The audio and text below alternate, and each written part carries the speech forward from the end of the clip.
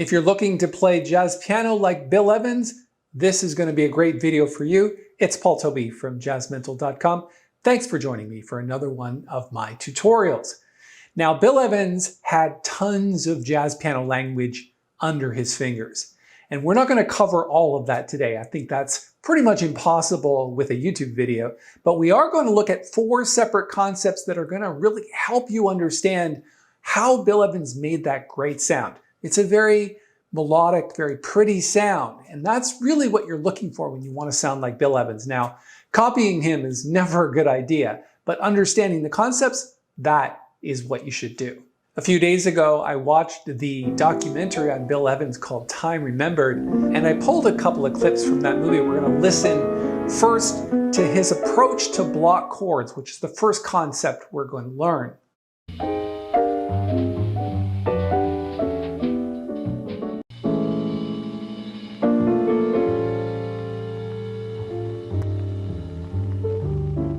Now, I realize those are just some short clips of Bill playing block chords, but it is possible to get a sense of his beautiful melodic playing.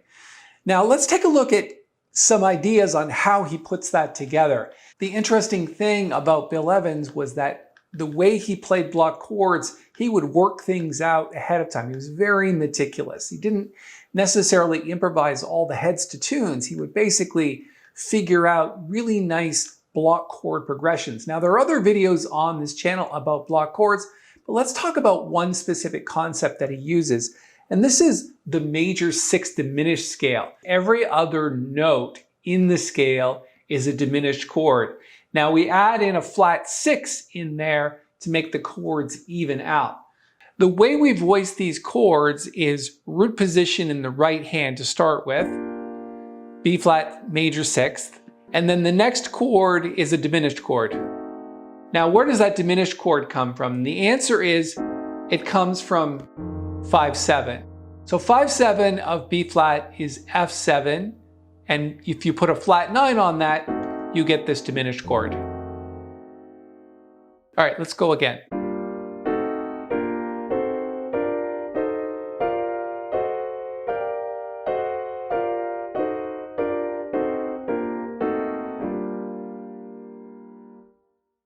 That sounds really cool, right? I mean, it's a way to add other chords other than B flat to the scale.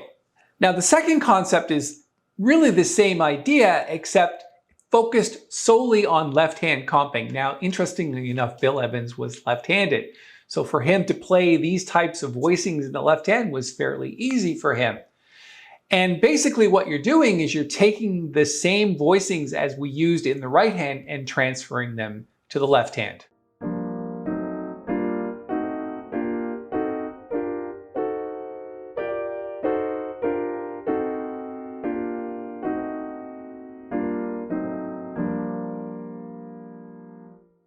It's going to take a while for you to get that around your fingers. It's not something that you can pick up easily, so I would suggest you practice that. In fact, I'm going to put a link to this sheet music a little bit later on in the video. It's absolutely free to download, so stick around for that. And to demonstrate those left-hand chord voicings, we're going to play the first part of Bluesette, the first 8 bars, which is a tune that Bill played a lot. So basically what we've done here is we've applied it to the melody notes. So what we've got here is that first voicing, B flat 6th, and then our melody note. And there's our diminished chord, another diminished chord, and then switch to A half diminished 7th.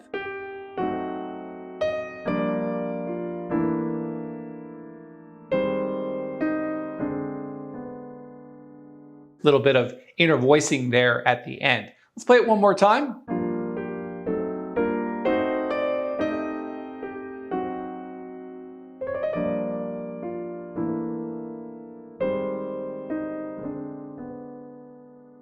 So that's a great way to apply those left-hand voicings. Whenever you see melody going up a scale like that, it's a great place to put your diminished chords. Now, the next Bill Evans concept is a little bit similar in that it uses the same types of voicings, but when you're playing eighth notes in the right hand or some type of rhythm in the right hand, And just before we play this little exercise, let me play something from Bill Evans that shows you this concept.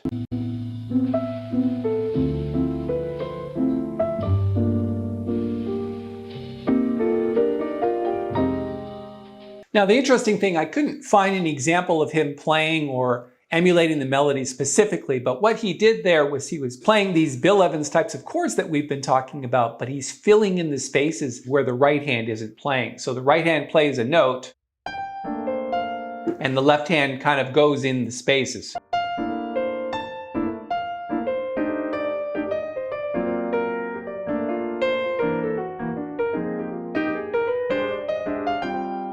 And in the end of that little clip, he did some block chords going up as well. Now let's take a look at the sheet music. Essentially what you're doing is just whatever the right hand is playing, play a block chord in the left hand underneath that melody.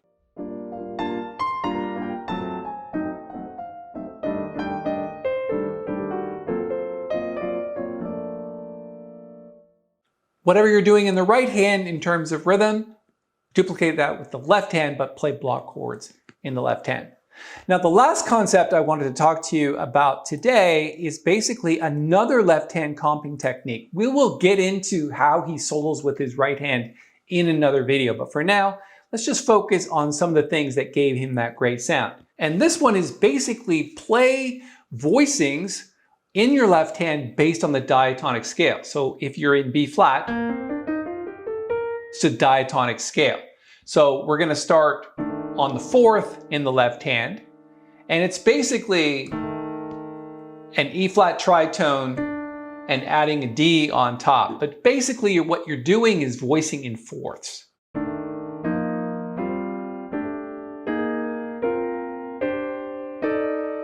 Now, the interesting thing is I threw in some different notes other than the diatonic scale in certain places, like right here. So that note there, A flat, is not part of the diatonic scale. Obviously it would be an A, but listen to that.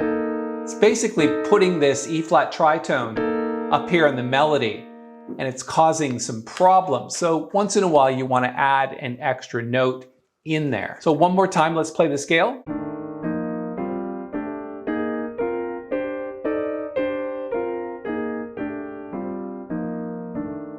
Now, it's a very modern sound. It's definitely something that Bill would do. So let's play a little bit just on B flat, just using those chord voicings.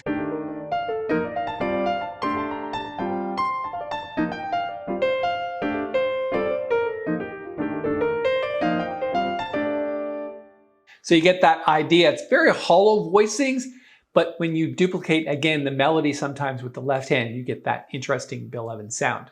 All right, there's 4 Bill Evans concepts for you to help you sound a little bit more like Bill. As I promised earlier, I'm going to put a link to the sheet music.